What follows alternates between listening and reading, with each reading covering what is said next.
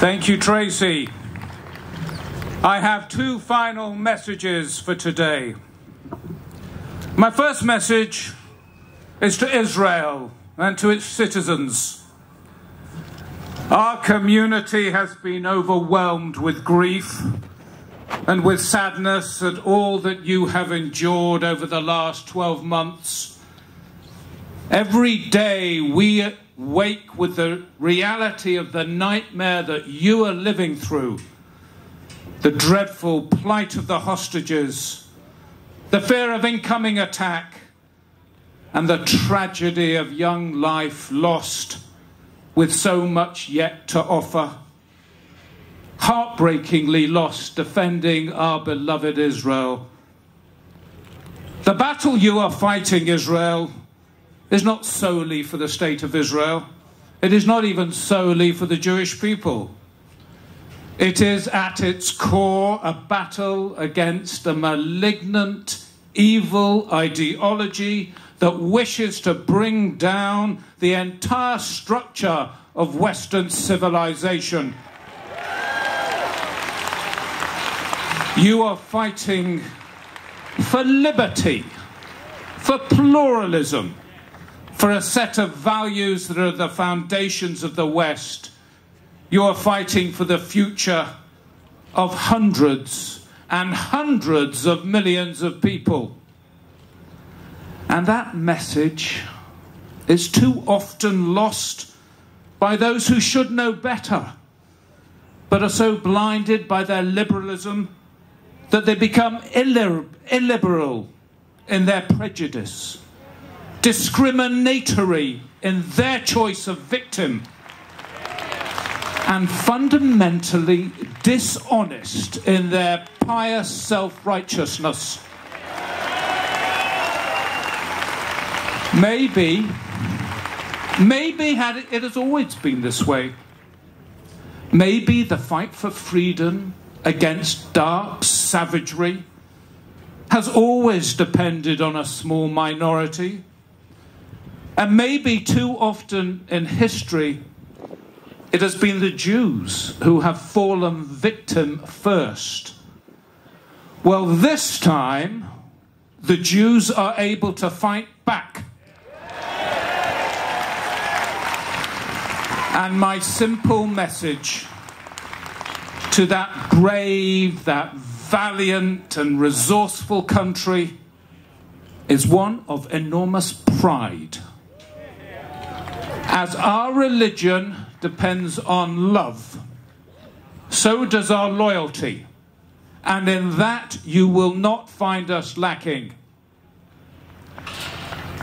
My second message is to our community here today. Yes, we too are in the fight of our lives.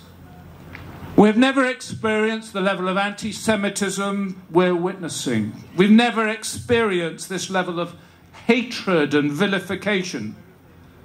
Fortunately, we have a very strong communal infrastructure full of experienced professionals and leaders who are deeply connected and coordinated.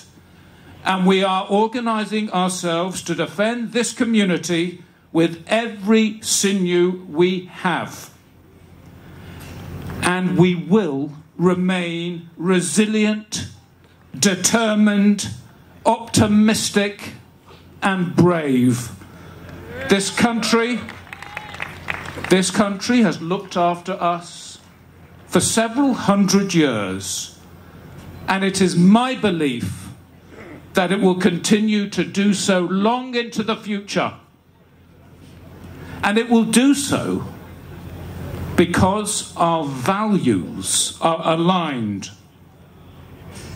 We will seek out allies and friends. We will defend ourselves politically and legally. We will support and educate our next generation. And we will make our voice heard.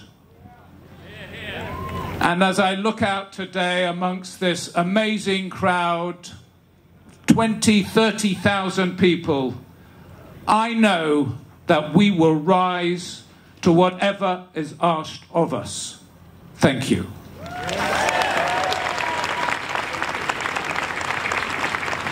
Hello, hello. Ladies and gentlemen, I would like to welcome to the stage now Michal Noé, the co-chair of the event, with some words for us. Thank you, Michal.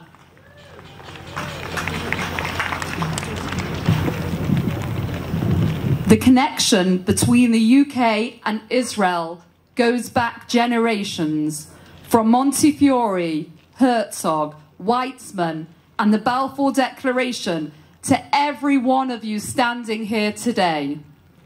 Ever since the idea of the modern Jewish state was envisioned, British Jews have stood shoulder to shoulder with their people in Israel. With their love and support, who can forget the ubiquitous blue metal boxes that we all saw growing up in our parents' and grandparents' home? We have always been proud of our deep and enduring connection to the Jewish homeland.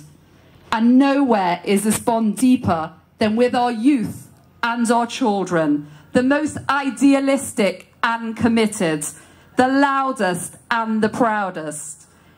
And today, more than ever, that connection thrives. The past year has been difficult beyond imagining, but it has also brought us closer together.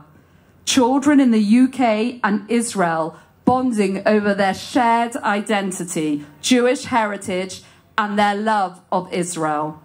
To celebrate this connection, I am delighted to introduce Zev Hamburger and Danielle Blooming-Kogan. Danielle is in year 8 and will be reading out a letter by Guy Fatok, age 13. He and his family were evacuated from Kiryat Shmona in the north of Israel a year ago, and he has not been home since. Guy participates in a UJA-supported after-school program in Netanya, where he now lives in a hotel room with his parents and siblings.